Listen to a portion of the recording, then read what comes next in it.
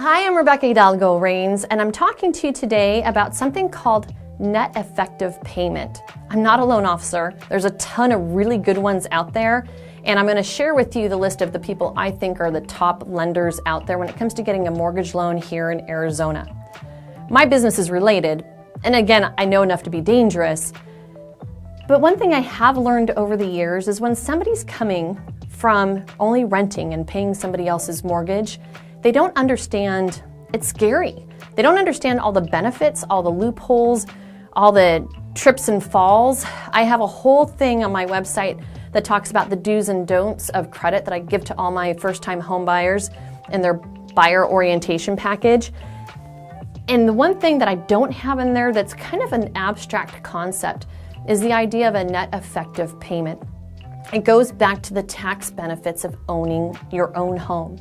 So when you go from renting a home or an apartment or renting just in general to buying a home, not only do you get to write off, your closing cost, any, house taxes, because, there's taxes annually that you pay Maricopa County or wherever you live, their county taxes, but you also get to start obviously building equity in a home and stop paying somebody else's mortgage.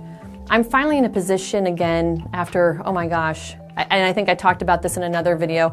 I joke about that movie Get Short if you've ever seen it. There's a stripper in that movie who owned like 7 properties at the peak of the market, and she was like, what do you mean I can't just refinance my houses? Yeah, that was totally me. And I learned really quick how to do short sales and foreclosures because of my own properties back in like 2007 era, 2008, before a lot of other realtors were doing that. I learned so much. I learned how to rebuild credit. I also learned what it was like to be a renter again because my credit was trashed. I had to go back to being a renter. But I was one of those that understood the benefits of owning, and I'm finally now getting myself into a position where I can help others rent a property that I own. Meanwhile, I'm allowing them to pay down my mortgage, and I can reap the benefits one of these days with having it paid down or paid off and just receiving in that rental income. I hope that is a way that a lot of people out there listening can learn to build wealth once they get their first property. So when you're coming straight from renting and you've never rented before, you didn't realize that you can either give yourself a raise. I know that sounds so crazy. You buy a house and you give yourself a raise.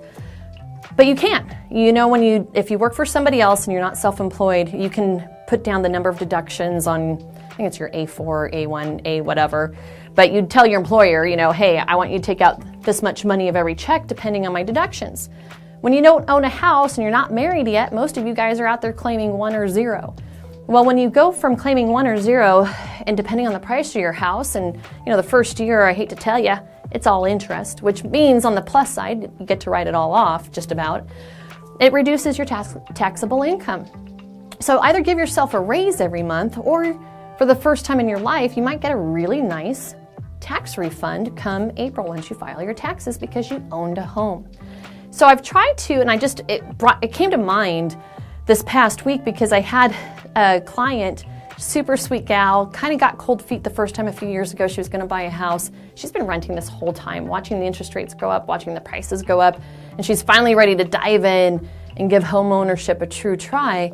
And the payment, even though she could qualify for it easily on a mortgage, kind of scared her. And I said, hey, you know what? Don't worry about it, because you can either give yourself a raise, and this video is actually kind of for her, and I'm going to back it up with how to do that.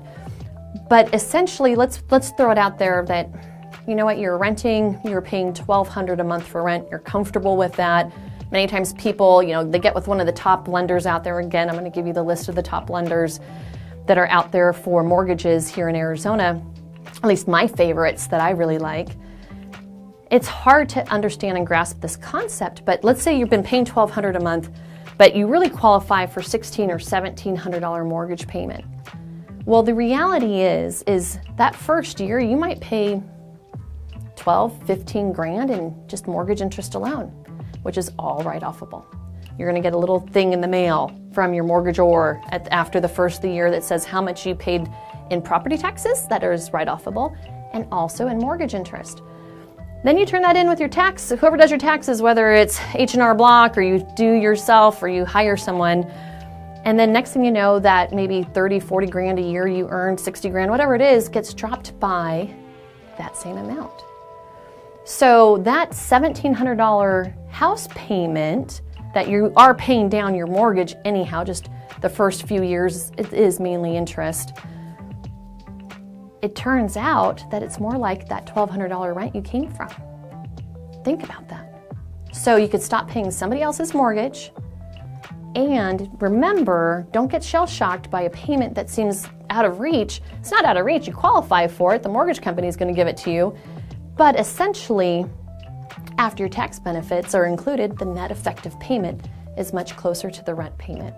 So if you have any further questions, I'm happy to answer them. Or you talk to any of those lenders. They all understand this language and can explain to you even in more detail how that works. But I have counseled many first-time home buyers on how to give themselves a raise every month by increasing those deductions to offset the mortgage deduction that they're going to be able to take next time they file their taxes for the first time ever, because they've never had that before.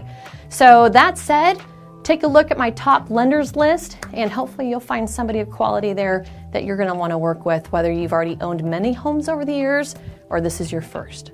Thanks.